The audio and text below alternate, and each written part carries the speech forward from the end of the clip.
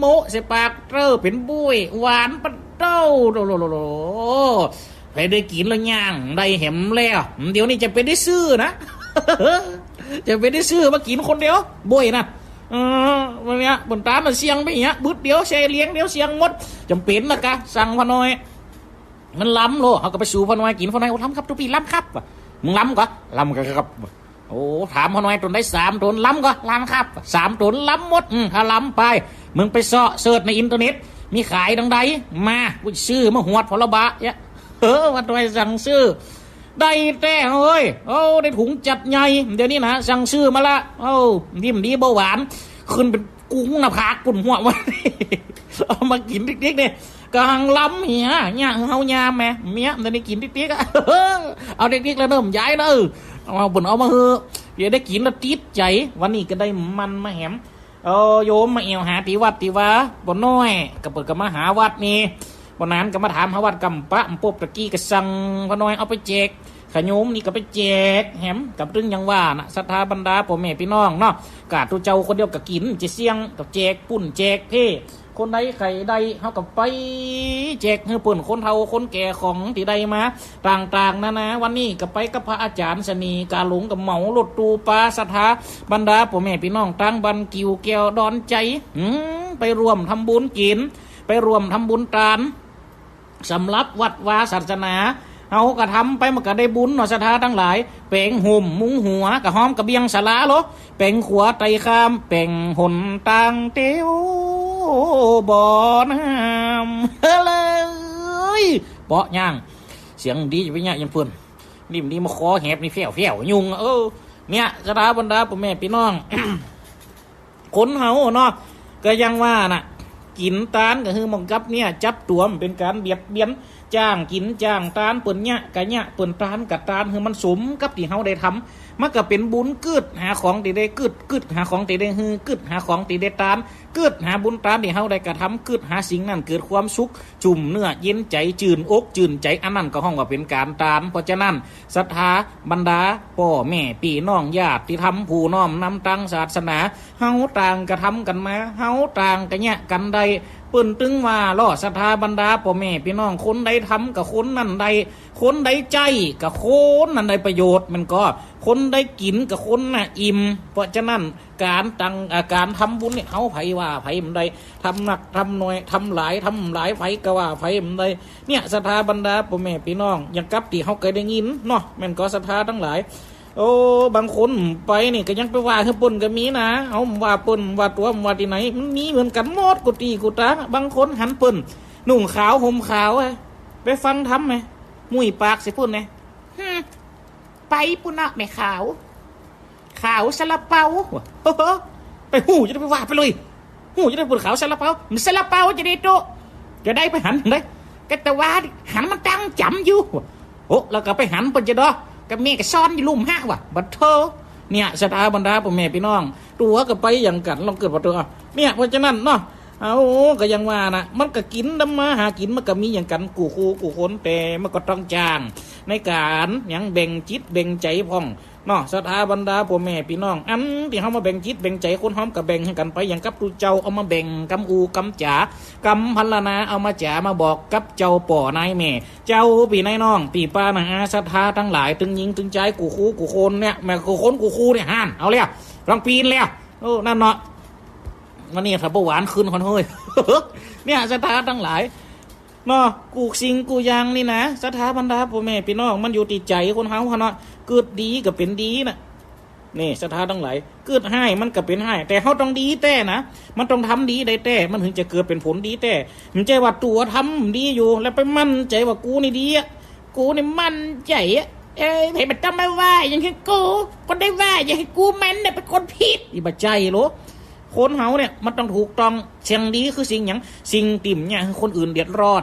แล้วก็สิ่งติ่มเนี่ยคือตะเกาเดือดร้อนสิ่งที่ปาจิตใจขึ้นสู่ที่สูงมันใจปาจิตใจหนุนลงสู่ที่ต่ำอันนั้นใจมันจะห้องความดีเพราะฉะนั้นอย่างกับที่เขาไปทำกันวันเนี้ยเป่งหลังคาสาราช่วยพระอาจารย์มหาสมชาติวัดบรรพตสรทิศที่เขาได้ไปกันมาวันนี้ได้ไปฟังตัวเจ้า2 ตนเป็ดทำผูกเดี๋ยวเหมือนเกิดปะโตปะเฮะ เจ้าแม่ชั่วโมงเจ้าป้องก็ไปนั่งฟังเทศทำท่องกันนะโมตัสสะภะคะวะโตอะระหะโตสัมมาสัมพุทธัสสะนะโมตัสสะเอโลของภาคกลางประกาศท่องกันกว่านี้ก่อนฟังทำหาจาดโตในพระคำพีบารีกล่าวไว้นาในชาติสุดท้ายของพระเวทสันดรองค์พระชินนาสีท่านได้กล่าวสอนจะแลเป็นกลอนรายฟังในตอนต่อไปพระพุทธดีมเหสีมากนะเข้าวานนางได้ดับขันสิ้นชีพตากใส่นางรับเอาพรจากพระอินทร์ไปแล้วนางก็ได้จุติลงมาละของภาคกลางมันก็มีกันหรอ3 โทน 4 โทนบนคนนั่นเสียงไงคนนี่เสียงน้อยแต่หึงโทนเสียงอยู่ไกลกันหมดเฮาฟังรับตาฟังบางทีฮู้เฮายิ้มฮู้ปุ่นว่าเปิ้นว่ากันกี่โทนเปิ้นฟังกันกี่คนเปิ้นว่ากันกี่คนนี่เตดกันกี่โทนเฮาป้อมฮู้เลี้ยงพุ่นนะบางเทื่อนี่เสียงมันได้โทนกันหมดเปลี่ยนใหญ่เปลี่ยนน้อยดูบางทีนะอย่างกับตะกี้เฮาก็ไปเตดตะกี้นั่น2 โทนกูเตียนี่ก็เป็นเตดบรรยายเนี่ยถามตอบแต่ตะกี้พระอาจารย์มหาสมชาติเพิ่นก็เคยได้แบบทำกัมปีเฮาก็เลยเตดเป็นกัมปีท่องกันเนี่ยสถาบรรดาพ่อแม่พี่น้องก็อย่างกับจังซ้อมันก็ตรงนี้เหรอทุกบ่มีจ้อนเมื่อยามหีบแกงทุกบ่มีเมียแปลงยามเจ็บปิ่นมวยไข่เพิ่งปีเจ็บต้องเพิ่งน้องบ่ได้ห้องบ่เป็นให้มาง้อมใจคนเดียวจังซ้อกับมีเราบ่ท่องกันนะอันนี้เขาก็ว่ากันฟังได้ตะกี้สถาบรรดาพ่อแม่พี่น้องมันก็แล้วแต่คนเขาจะฟังแล้วแต่คนเขาจะเลือกมันเล่าเกี่ยวกับการเกิดของคนหรอคนเขาเกิดมาก็มีที่ตายเมื่อตายไปแล้วคนเขาเนี่ยมันจะละมันจะลืมกันเตียโลสถาบรรดาพ่อแม่พี่น้องบางเตือบางตีบางแห่งเขาไปพองานศพงานศาสตร์บางตีบางแห่งก็แบ่งหมอกข้าวตอกดอกไม้ผัวไปเป็นข้าวตอกเมียไปเป็นดอกไม้ผัวไปเมียเป่งผัวก็ไปเป็นบ่าวเมียก็ไปเป็นสาวต่างฝ่ายต่างไปเปิ่นแบ่งข้าวตอกดอกไม้กันโลบางตีกับการตัดน้ำซ้ำโลโรว่าเอาเก่าดับก็ใส่โตฟังบนมุนกระถาเก่ากลางกุ๊บกันเห็นกะฟังบนมุนกระถาใส่โตกำจัดปิดนะเอาว่าอันนั้นเดี๋ยวกันมาว่าได้ว่าละอื่นว่าแล้วปุ๊บเต้ามีดดาบสายการกวดเชื่อเอาแยกกันฝาศาสตร์ลากออกบานคนที่อยู่ทั้งเพศกระถอยมานี่เนี่ยนะศรัทธาบรรดาพ่อแม่พี่น้องมันก็เป็นเหตุหอยแต่คนเฮามันจะลืมกันโดยสัญญากูสิ่งกูอย่างคือมันควบร้อยทวนกูเปอร์เซ็นต์มันจะมีขวัญมันย่อมจะต้องจิตใจมือมันผูกมันคือยึดติดเฮาได้หูได้หันได้จำกันได้อยู่นะในบางทีในบางครั้งเนี่ยอย่างกับที่เพิ่นว่าประตูสวรรค์นรกกูอันเปิดในวันที่2 เป็งก็คืออย่างวันเปรตแต่พี่ที่เฮาจะได้ร่วมทำบุญทำกุศลเนี่ยที่เฮามากินที่เฮามาทานที่เฮาหยาดน้ำเนี่ยศรัทธาบรรดาพ่อแม่พี่น้องก็เป็นส่วนหนึ่งหรอกของการบ่งบอกคือคนเฮาเนี่ยว่ามันมีการสิ้นสุดเตียเนอบ่มีการจบเตียเนอโลกมนุษย์ใบนี้อันใดที่ยังว่ามีวาสนาต่อกันมันสิ้นบุญสิ้นวาสนาต่ออีเต้ก็ว่าอย่างใดคือเฮาปินิจพิจารณาไปเฮาฟังในธรรมบุคคลผู้เป็นป่อเป็นแม่ก็ไปเสาะหาลูกหาเต้าเฮาฟังละกัดอกก็คนเป็นลูกเป็นเต้าก็เฝ้าฟังไปหาป่อหาแม่เปิดกำหนดเวลามา7 วันอะโลคนเป็นผัวก็แล่นไปเสาะพ่อหาเมียคนเป็นเมียก็จะเหลียไปเสาะพ่อหาผัวมันจะได้มันละกูกำลา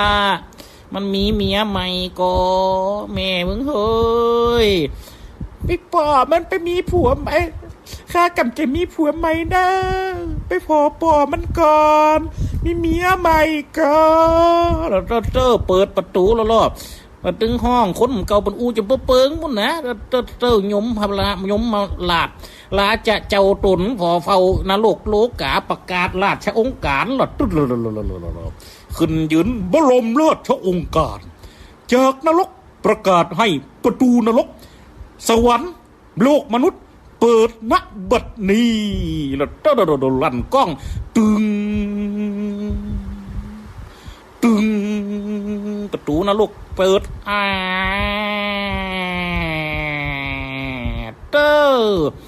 ผีสางยังเดียสัตว์นรกเป็ดตะวิใส่อสุรกายใหญ่น้อยออกมาวุ่นนะครับมาแต่ไผ่ฟังบัดได้ใช่ไหมยังได้ขี่รถมาโอ้ตัวเดี๋ยวไม่เกียดแล้วอะไรยังได้ข้าก็เดินมาเหมือนกันเนาะแล้วเราไปเลี้ยงแล้วไม่ยังไงขาเลยขึ้นเครื่องนี่เหรอ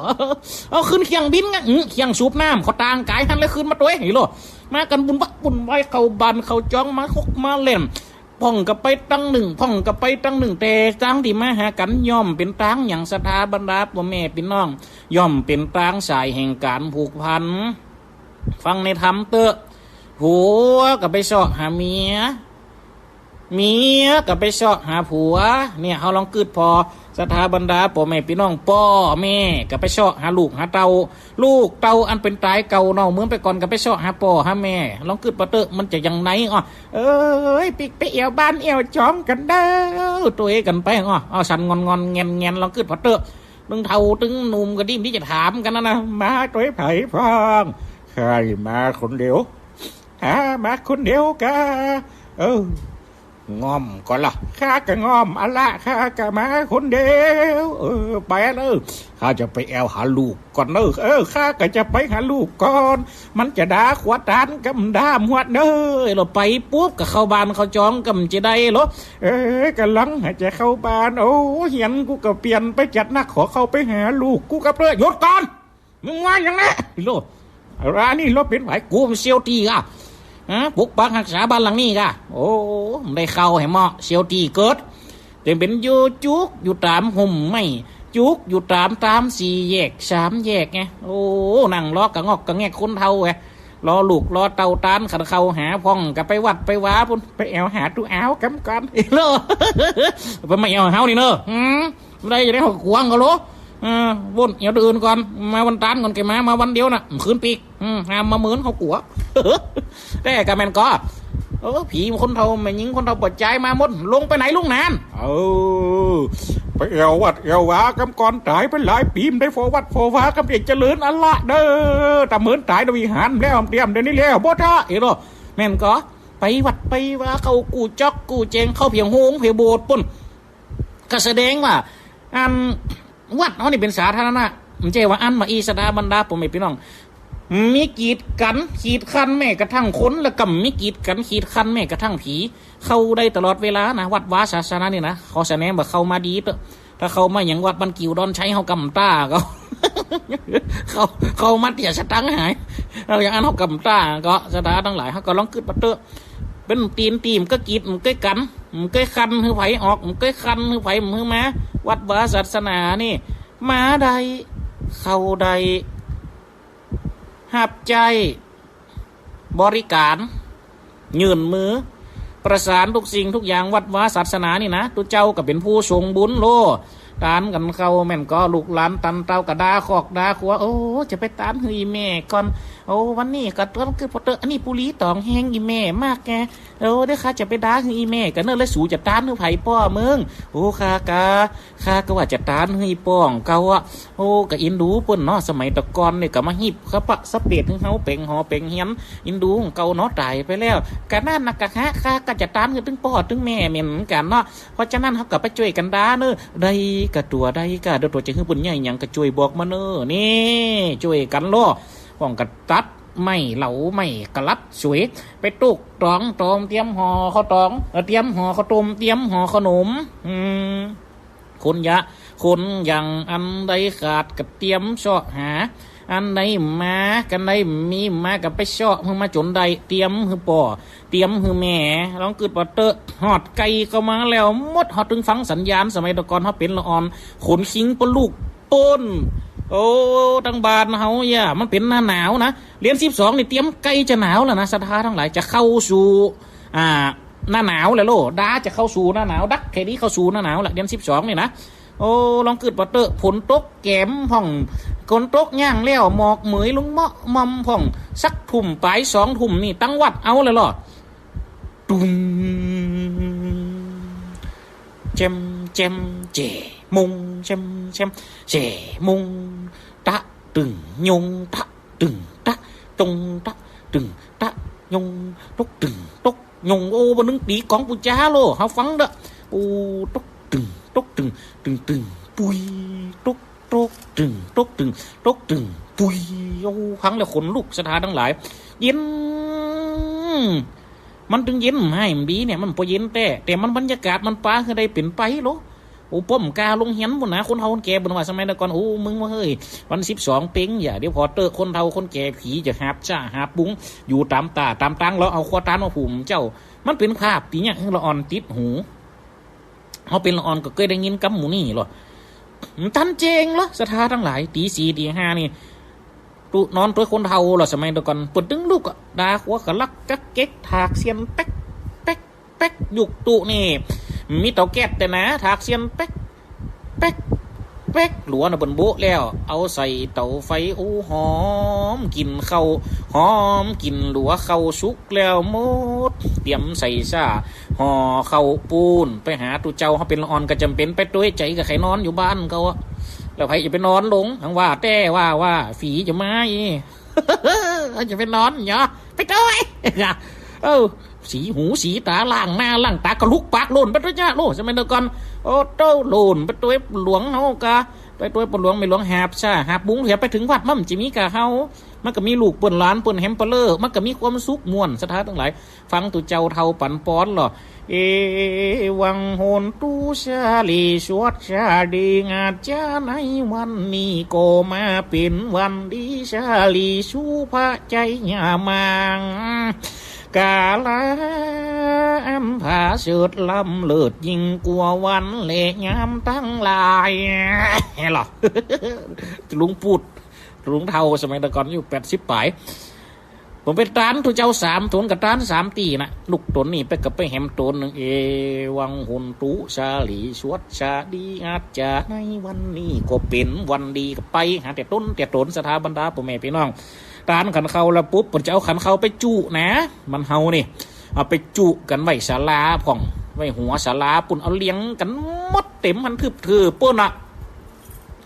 สักบืด1 เจ็บเจอเปิ่นตานขันเขายังลาดน้ำแล้วมดเปิ่นก็จะปล่อยคนปูจ้านะคนเก่านะเปิ่นจะปล่อยคนปูจ้าเปิ่นว่าถ้าคนเป็นได้กินคนตายก็ได้กินได้บุญได้เน่าตูเจ้าก็เอาไปฮือปั่นฮือคนที่เปิ่นมาวัดมาว่าเป็นข้าวต้มข้าวหนมปั่นฮือป่อน้อยป่อหนานห่อหนึ่งเอาไปกันคนตีคนตางเนี่ยสถาบรรดาพ่อแม่พี่น้องมันก็เป็นวิถีหนึ่งของคนบ้านเฮาเมืองเฮาลมอยากตานแล้วยังแล้วหมดปีกมาแหมรอบหนึ่งนะก่อนไงนั่นเนี่ยแล้วตักบาตร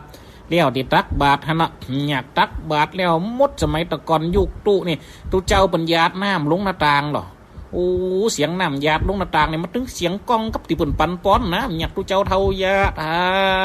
ว่าลีว่าหาเสียงหยาดน้ำจกมันถึงเปิ่นสถาบรรดาพ่อแม่พี่น้องคาฉามาปะหุกิจามายังปะหุการะนีญายัตสัทธานิตุมเหกะลังมันยัตถาสาธุพันเตสาธุพันเตสาธุพันเตแตกถึง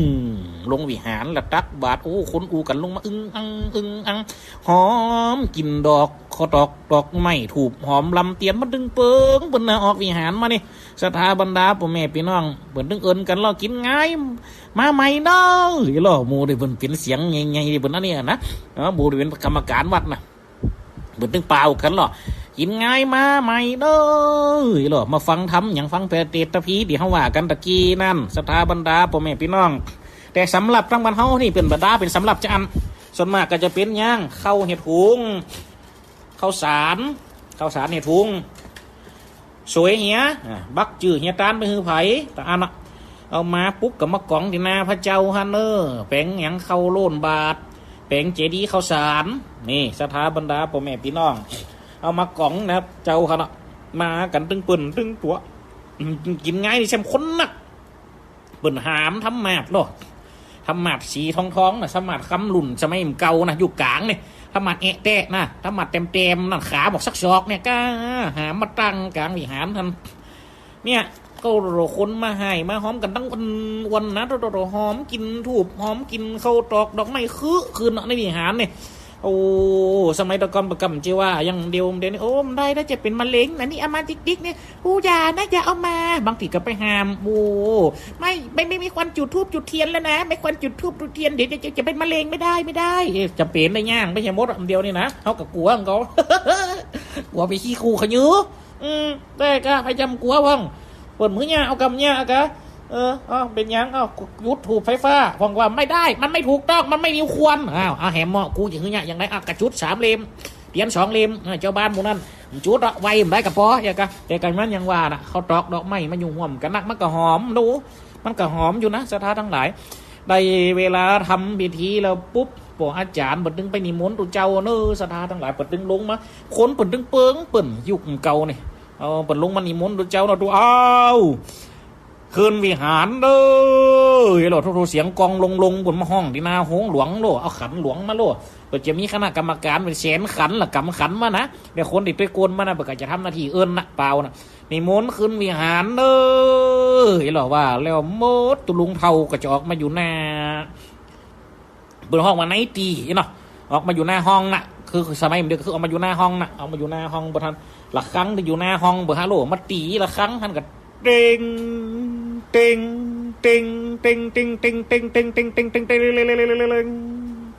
พระหน่อยตุเจ้าจะเป็นตุนร้องออกมาวุ่นนะสถานทั้งหลายมหันมดบิดพาส่วนมากจะเป็นห่มร้องยุ่งเก่านี่จำจะห่มร้องเจ้าห่มร้องกำใจตุเจ้าเท่านี่บิดพาปุ๊บกับสังขาขึ้นปาดเนื้อพามัดอกขมับเน้นแก็บกับคนเท่าเนาะโอ้เราเป็นตุเจ้าพ่องกับห่มร้องสามเณรนี่ห่มร้องมัดนี่สถาบรรดาผมไม่พี่น้องดูเจ้าเท่านี่เพี้ยกันขึ้นวิหารนะวัดเท่านี่เพี้ยขึ้นวิหารปุ๊บโดยกลกันเป็นเส้นนะถ้าฝนตกกับกลางจองกันขึ้นเลี่ยตุพระขึ้นวิหารเนี่ยยุกตุเป็นละอ่อนตุเจ้าแซ่บนักโลตุลุงเท่าโลลองมากับตุลุงปูดโลตุปีขีดโลยุกนั่นนะตุเจ้านวลโลพระสวะพระตัวเองกันขึ้นเป็นเส้นเปิ้งนั่งสังเลี้ยงกันกระเงาะกระง่อมนะตีเท่ากันนั่งกระเงาะกระง่อมโอ้ตีนุ่มกันนั่งเลี้ยงกันนะโอ้เลยถึงเวลาเปิดทำวิธีแล้วโลกมันเปิ้งเปิ่นเสียงดังวนยุคนั้นมันจะมีกองลำโพงอย่างเดียว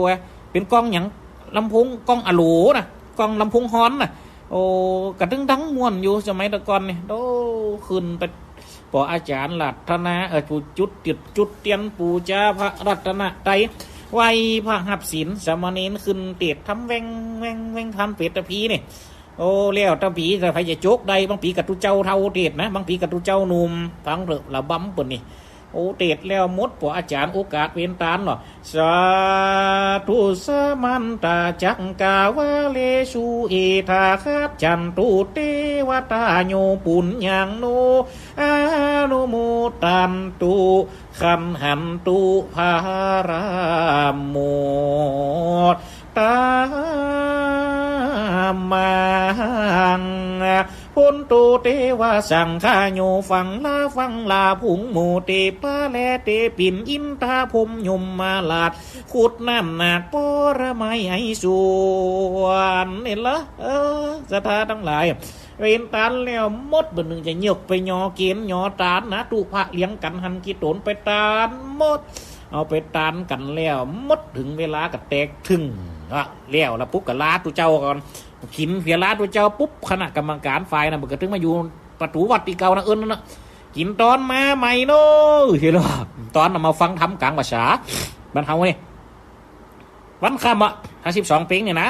ตั้งใจห่มไหม12 ปีวันออกเข้าภาษาเนาะทีเนี้ยวันคำนี่นะออกภาษาเข้าภาษาแล้วมา12 ปีเนี่ยวันคำออกภาษาเนี่ยวันคำตั้งแต่ตี 5ปูนโพดไป2 ทุ่มคืนมันบางปีโอ้ทำวันออกภาษาเซมเน็ตทำมีกี่ผูกตีเคลื่อนนั่นติจะยังเตะเอามาขนมาว่าหมดเต้าตึงเปิ่นตึงตัวตึงเน้นตึงตุเจ้าห้าวกันหมดขึ้นเตี่ยคนขึ้นลงทางวันวายเตะทำแวง แม่งนะกตาบรรดาพ่อแม่พี่น้องไม่คืนก็ทำวัดสวดธรรมจักรเอวัมเมสุตังเอกังสามายังภาคาวาภารานาสียังวิหาราติสีปัตตานีมิคาทาเยตารักโคภาคาวาปัญจวัคคียีภิกขุตโตโตดังบุญพ้นแล้วโมดสถาบรรดาพ่อแม่พี่น้องกับน่ะเนิ่มคืนน่ะถ้าเป็นละอ่อนนะได้ลงเฮียนนะกลัว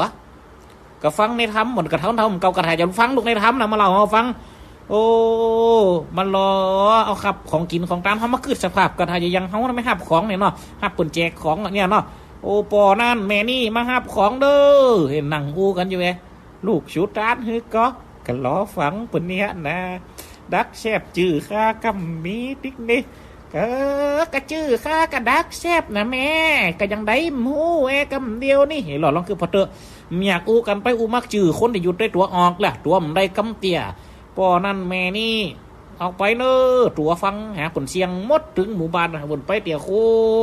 นตัวมันได้อยู่หันยังเก่าเอาลองคือพอเตอมันจะมองปันได้อ่ะลูกหลานตันเต้าตานหืออ่ะโอ้แท้นะไม่อย่างกับติตุบีตอมว่าตะเกียนั่นเอาฟังหามันจะมองนะโอ้กึดหาอยู่ด้วยกันเหมือนยำคนโอ้แค่ใดอันใดกระจกยืนหือ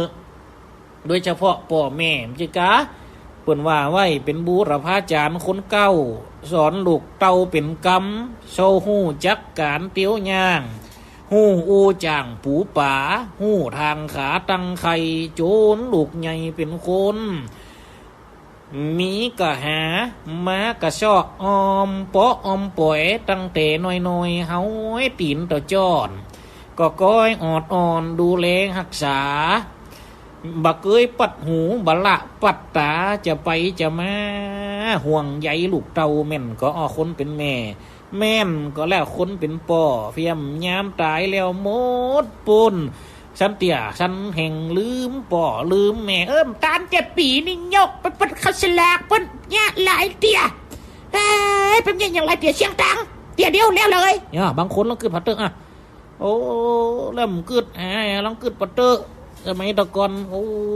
ครับน้ำตำข้าวแซมจะมีอย่างเดียวโอ่งสีกับจะมีอย่างเดียวตำโอ้มันก็ตกคลึงคลึงโอ้ตำข้าวเอาย่ามคุกมองกว่าจะเลี้ยงลูกเต่าใหญ่มาเป็นคนเขาลองเกิดพอเติบสุดท้ายก็มาลืมอย่างจะตาหันหือหลายปีไปเกิดไปงอกแล้วปะตานบางคนแน่นะลองเกิดพอเติบเมียก็ไปเกิดแล้วกันดิมาหลายปีหลายตานแล้วปุ่นอะไปเกิดแล้วไม่ต้องหวังก็ลองเกิดพอเติบก็ย่ำตานเห็นน่ะก็ขันเดียว2 ขันไม่โลก็ย่ำกึดลูอยู่กับพ่อกับแม่เสียงไปตรงหือแม่นก็มันหมองใจก็แล้วมันงอมใจก็แลอีปองอมใจก็แล้วอีแม่เฮ้ยพอหาปุ่นได้กินกันเพี้ยของตัวมิกาซาเป่าหาบมาล้อลูกเต่าแซมลูกบ่สนใจพอไปตั้งอื่นพอไปตั้งไก่พอไปตั้งใดกะกัดใจบ่น้อยลูกหลานตันเต้าตึงใหญ่ตึงน้อยปืนปากันตานแต่ตักส่วนลูกตัวที่เป็นสุดที่หักป่วยบ่ทำใดยังบุญบ่กึดกรรมเก่าที่เคยอุดหนุนเลยบ่ทำบุญหาแม่เสียจอยเฮามาฟังบ่เตอะสถาทั้งหลายง่อมหาก็แล้วแต่นะสถาบรรดาพ่อแม่พี่น้องที่อยู่นี่มันก็จะเป็นจะเนี่ยเอามาฟังบ่เตอะโอ้ได้เวลาละหาบซ่าเพิ่นถึงจะห้องปีกกันแล้วรัวยังได้ยังสักยังน้ำเตี้ยแล้วสุดท้ายเลยมันได้ยังเปิดกระยาบไปยังกะเนี่ยจะยมพิบาลมันก็มีกฎหมายของเปิ้นโลกก็มีกฎโลกธรรมก็มีกฎธรรมมันก็สวรรค์ก็มีกฎสวรรค์เมืองนรกก็มีเมืองนรกกู้ที่กู้ตางก็ย่อมมีกฎหมายเขตคันของเปิ้นกูสิ่งกูอย่างก็ย่อมมีกฎมีเกณฑ์เปิ้นก็จำเป็นจะต้องเอาไปตามมันนะกะขอต่อสักหน่อยได้ก็อยู่กับลูกกับเต้าแหมกำได้ก็บ่ได้ไปเดี๋ยวนี้ได้เวลาแล้วว่าเปิดตัวหยับไปหมดสถาบรรดาพ่อแม่พี่น้องจะมีไผอยู่นี่มันเตียงกูสิ่งกูอย่างก็หูความเงียงบิดเบี่ยงตามกาละเวลาเพราะฉะนั้นนะสถาบรรดาพ่อแม่พี่น้องติดูเจ้าอูมณีติดูเจ้าพันละนามณีติดูเจ้าบอกกล่าวมณีก็เป็นบางส่วนอันนะที่เฮาได้สมมุติยุดที่เอามาอูจ๋ามาประดิษฐ์ประดอย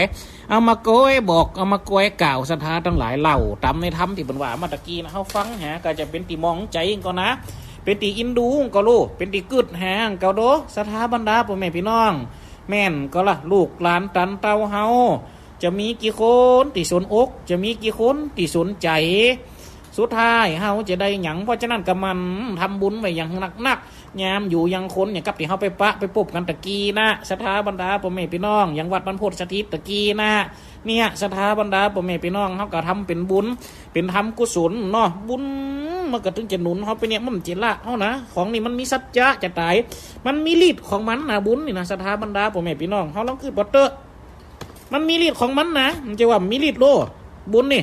ใช้จะอยู่ที่ไหนก็ตามเถอะตามที่ไหนก็ตามเถอะบนว่าจะอยู่ที่ไหนทั้งไหนก็ตามไก่อยู่คนละประเทศกระจ่างเถอะสแนมคุณเจาะจงว่าตาคือคนนั่นตาคือคนนี้นี่ชื่ออย่างอีน้ำสกุลอย่างอันโกดขีดคันนะโอกาสบัดนี้เจาะใส่หัวย่อใส่เกาตุเจ้าปั่นปอนเพแล้วบุญมันก็จะไปนะศรัทธาทั้งหลายไปตัวหาคนที่เขาตามคือนะนี่ศรัทธาทั้งหลายมันมีฤทธิ์ของมันก็รู้ของมูนี่นะเขาลองคิดว่าเตอะแม่แต่ว่าบุญนี่มันถึงหรอแม่แต่ข้าฟังกำปั่นป้อนตัวเจ้าฮันเตอถ้าหากว่าอยู่ตีไกลคือใดมารับเอาโดยเร็วไว้มาดแม่นว่าอยู่ตีไกลอีอย่าสูดวิสัยไปมาบลอดผู้ค้าขอฝากยอดมาเฮสิกาเอโลฝากไปเทวบุตรเทวดาปุ่นพญาอินพญาผมมันมีฤทธิ์จะได้ศรัทธาบรรดาพ่อแม่พี่น้องเอาลองคิดว่าเตอะสแนมเขาเนี่ยคือมันถูกสแนมเขาเนี่ยมันตรงเตอะเจาะใส่หัวย่อใส่เกาเฮชาตูขอบุญนี่ไปเจาะไปจอดหลอดเติงอีพ่ออีแม่อันใจไปเช็ดตินเจ้าเป็นแดนเซียนเจนขกูลไปวันเลยแม่เด้อหรือว่าแม่ก็โอ้ฉันเตียกับลูกหลานตันเต้าเฮานำเขาเนี่ยเด้อไปพากันไปหยาดน้ำไปตานขันเข้าวัดเด้อว่ากันนำเขาว่าฮันเตอศรัทธาบรรดาพ่อแม่พี่น้องขอบุญกินตานนี่ไปจูจอดหลอดเทิงคนเฮาเด้ออีแม่อยู่ไหนมาหาของเหียของฉันนี่แม่เด้อไอ้หลอดว่าตัวเองให้ไอ้ตัวเองนะบางคนได้นะศรัทธาบรรดาพ่อแม่พี่น้องครับบุญกินห้าบุญตานส่งหาจิตวิญญาณมันมีฤทธิ์ของมันก็จะไปจุไปจอดไปหลอดไปถึงจิตตะวิญญาณคนน่ะที่เขาได้ห่วมคือตานคือยกคือนั่นเนาะศรัทธาทั้งหลายถ้าเปิ่นห้าใดมันก็ไปถึงทั้งคนนั่นแต่ถ้าห้าใดเทวบุตรเทวดาก็จะเก็บบุญนั่นบุญสุดท้ายบุญน่ะก็จะต้อนย้อนร้อยถอยหลังตอบมาเฮากูคูกูโคนศรัทธาบรรดาพ่อแม่พี่น้องอันนี้มันก็เป็นฤทธิ์ของบุญเหมือนกันหรอกทุกสิ่งทุกอย่างมีฤทธิ์ที่เดชะมีอานุภาพคือใดเป็นไปศรัทธาทั้งหลายมันมีของมันก็โลเอาลองเกิดปะเตออิทธิฤทธีเนี่ยศรัทธาทั้งหลายมันมีความถึงพร้อมของมันมีซักและซิดความหมดนี่เมื่อเกิดซึ่งฤทธิ์เพราะฉะนั้นศรัทธาทั้งหลายเมื่อเฮาตั้งใจทำแล้วมันก็ย่อมเป็นสิ่งที่ดีศรัทธาบรรดาเจ้าป่อนายแม่เจ้าปีนายน้องจะตายไปยังได้ก็ตามเถอะเมินนานปั่นได้ก็ตามเถอะประทิศหลอดไฟมันเนออันนี้กับเพิ่นมาถามลูกบ่าวเพิ่นมาจุยเนี่ยการในวัดนี้นะก็ได้ไปติดหลอดไฟปุ่นนะวันนี้เนี่ยศรัทธาบรรดาพ่อแม่พี่น้องบุญมันก็มีของมันจะตายในกระจ่างเหมือนน้ำปันได้กระจ่างสุดท้ายมันก็จะสะท้อนย้อนร้อยถอยหลังนะถ้าว่าคนนั้นถ้าว่าจิตวิญญาณผลไปเกิดไปกลายเป็นมนุษย์แล้วหรือว่าไปเป็นเทวบุตรเทวดาแล้วบุญก็จะสะท้อนมาเฮาเนี่ยศรัทธาทั้งหลายมันจะหายไปไหนจากเฮานะเพราะเฮาเป็นคนทำล้อเขาเป็นคนยกเฮือเขาเป็นคนยืนเฮือเขาเป็นคนยอตานน่ะศรัทธาทั้งหลายเดี๋ยวขอตัวจิ๋มเลยพอดีกับมีคนมาหาเดี๋ยวขออนุญาตกั๊ม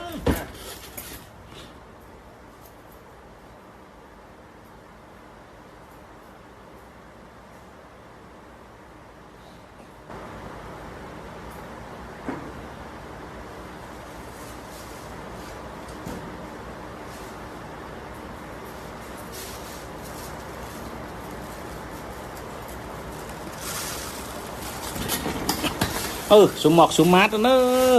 พอดีก็มีญาติโยมเหมือนเขามาหาศรัทธาบรรดาพ่อแม่พี่น้องนะเอาของเอาหยังมาคือเนี่ยศรัทธาทั้งหลายมันจะหายไปไหนเนอะคำว่าบุญนี่นะมันก็จะพากดจดเจือสะต้อนย้อนร้อยถอยหลังเนี่ยต่อปันหมุลศรัทธานะครับคนใดทำกับคนน่ะใดศรัทธาทั้งหลายมันเป็นสัจจังมันเตียงบ่หู้ความเงียงบ่หู้เปปัง แม่นก็ศรัทธาทั้งหลายบุญมันเป็นสัจจะของมันนะเพราะฉะนั้นเนาะศรัทธาทั้งหลายนะครับเขาก็ได้ร่วมทำบุญทำกุศลกันมาเดี๋ยววันนี้นับนี่ไปแหมกี่วันแล้วเนอศรัทธาบรรดาพ่อแม่พี่น้อง12ปีของบรรเฮาหรือว่าเปรตตะผีก็จะเวียนมาบรรจบคบไขว่กาละการทำบุญเพราะฉะนั้นเขาก็ฝากการทำบุญเนอะวัดไผ่วัดมันบันไผ่บันมันเหมือนกับเขาไปทำกันในวันนี้อันนี้ก็เป็นตัวหนึ่งที่ยกบ่งชี้ว่าคนเขาการทำบุญทำทานการทำสิ่งกุศลยังมีบุญกุศลคือใดบังเกิดเป็นสิ่งประเสริฐกับตนตัวศรัทธาบรรดาพ่อแม่พี่น้องอยู่เพราะฉะนั้นศรัทธาบรรดาพ่อแม่พี่น้องวันนาวันตาเนอไปลืมเนอกฐินวัดห้วยแหนห่ามโฆษณาของวัดเอาละเด้อกฐินของวัดห้วยแหนเท่านี้กันในวันที่19พฤศจิกาศรัทธาบรรดาพ่อแม่พี่น้องเอากลับมาปะมาปุบกันเนอะมาแอวมาแวะมาแหวกันตอนบ่ายจะได้ถวายยอดทานเพราะฉะนั้นคนใดจะมาแวะมาแหวะมาห่วมกินห่วมทานกันได้เนอะวัดห้วยแหนในวันที่19ศรัทธาบรรดาพ่อแม่พี่น้องกำมีไผ่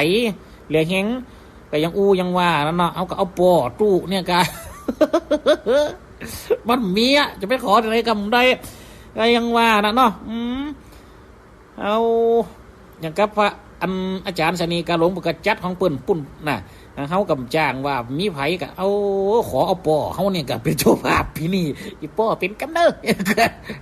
ตอนนี้ปีนี้มีกสินสักปีแล้วกำมีกันเนี่ยเอาคนเดียวอย่างเอี้ยศรัทธาทั้งหลายปีนี้กันเลยขอไผผมได้ศรัทธาบรรดาพ่อแม่พี่น้องวาดกำลังดีสร้างวาดกำลังดีแปลงก็เป็นนี้ผลนี้โอ้เขาจะเนี่ยอย่างดอไปปูดลุงเท่าเนาะโอ้ตุลุงเขาจะเนี่ยยังได้กระจำเป็นตุเอ้ยกระถินที่ไหนกำมีเจ้าภาพที่เปิ้นใกล้ประวารณาไว้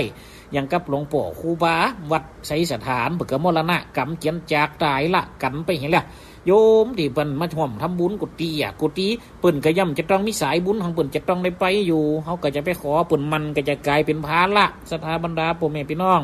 ก็เลยจังเนี่ยจะได้จำเป็นหีบกันเอาเนี่ยกันเอาเนาะศรัทธาบรรดาพ่อแม่พี่น้องจะได้ก็ขอฝากวัดห้วยแหนไว้กับเจ้าบานศรัทธาเอาอาพ่อแม่พี่น้องญาติโกโหติกาภูหุมตั้งพระศาสนาและรวมทำบุญด้วยกันจิมเนอร์นะครับอย่างกับญาติโยมทั้งหลายที่เปิดได้มาหันเนาะอย่างวัดอัตมาภาพกับเปลงวิหารมานี่ตั้งแต่ปี47เนาะลองศรัทธาทั้งหลายเตะไปแล้วปุ๊บขึ้นมาโอ้ยังเลี้ยวดีเนี่ยถึงวันนี้ก็ยังใจไปจะนะตานไปก่อนจะนั่นใจไปก่อนจะนะทำตานใจให้ก่อนก็ถึงจำได้ตานใจแต่หูบก็ว่ามันจะเลี้ยวกำเตียถึงวันนี้นะก็โก้ยเนี่ยไปก็ยังว่าจะดอเขามันวัดมันนี่เนาะศรัทธาทั้งหลายเพราะฉะนั้นอันใดที่เขา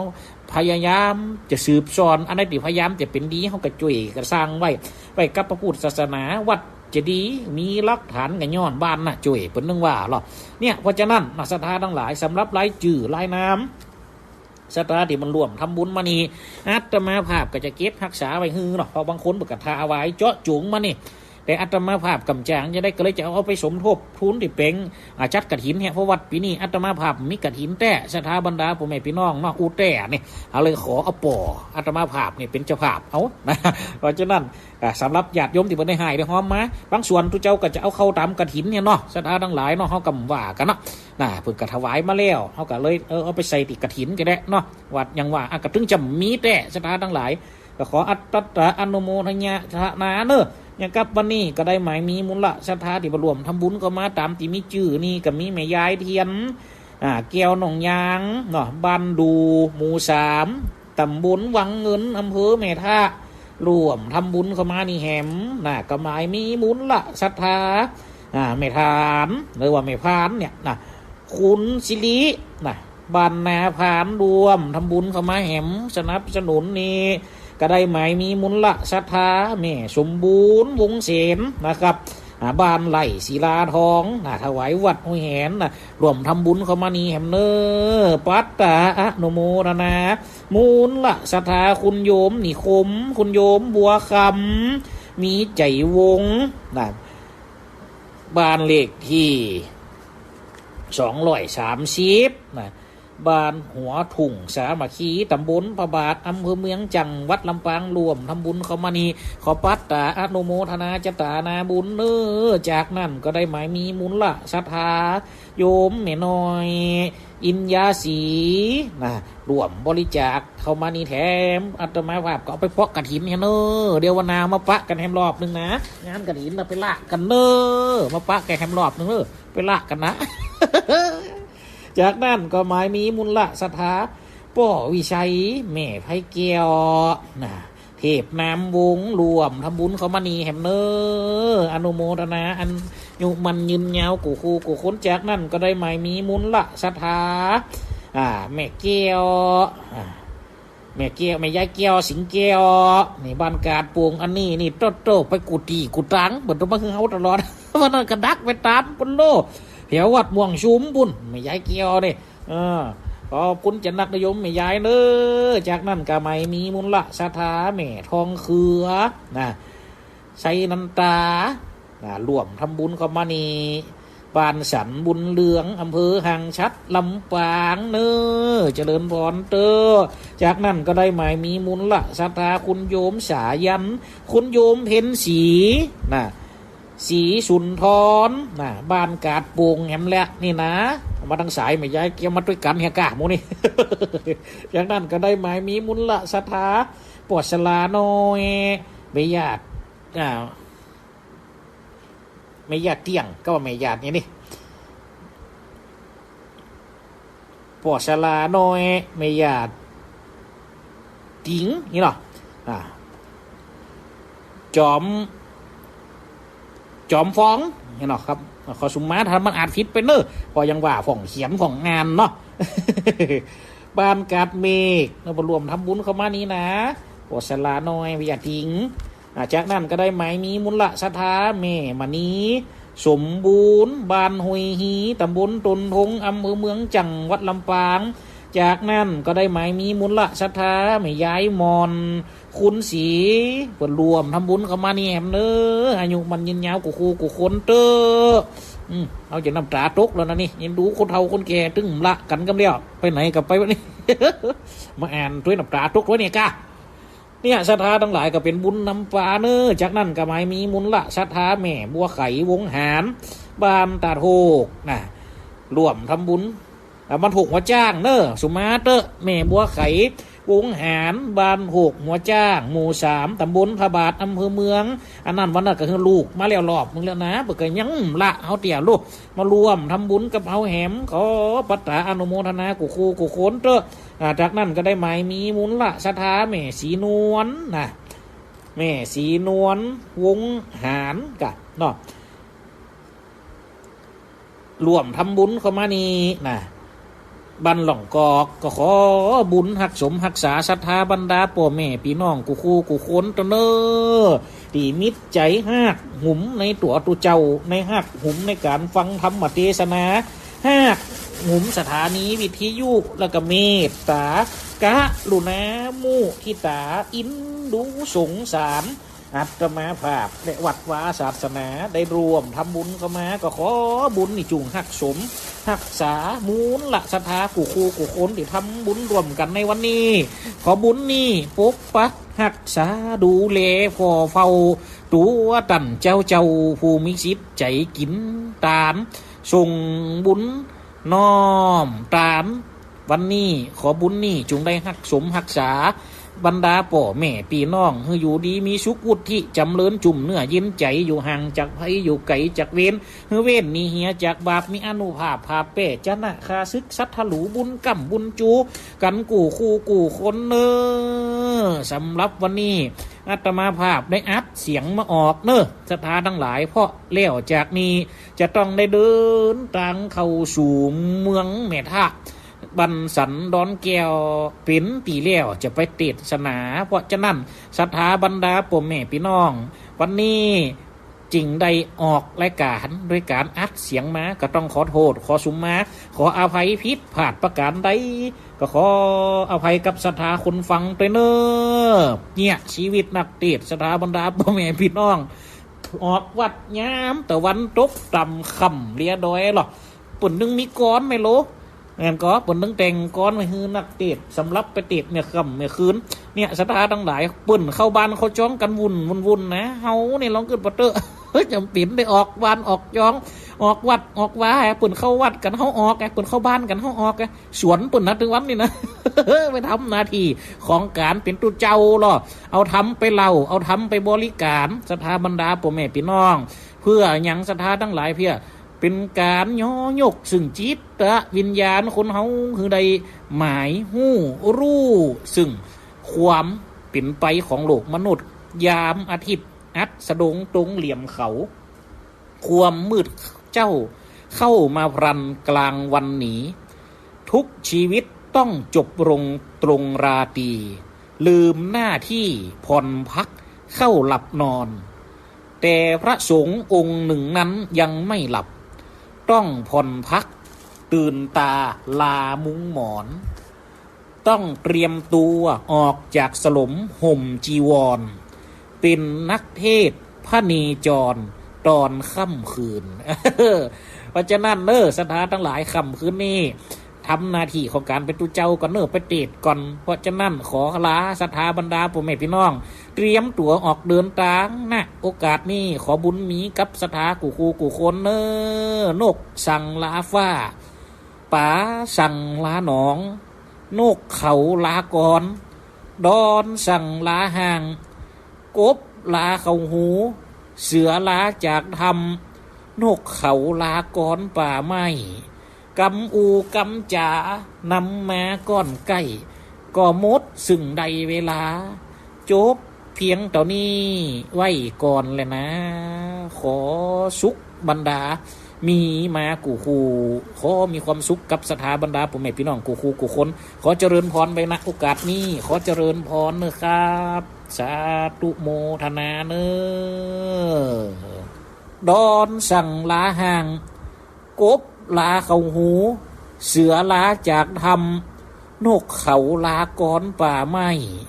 กำอูกำจ่านำมาก้อนใกล้ก็มดซึ่งใดเวลาจบเพียงเท่านี้ไว้ก่อนเลยนะขอสุขบรรดามีมากูคูขอมีความสุขกับสถาบรรดาผมแม่พี่น้องกูคูกูคนขอเจริญพรไปณโอกาสนี้ขอเจริญพรเนอะครับสาธุโมทนาเนอะ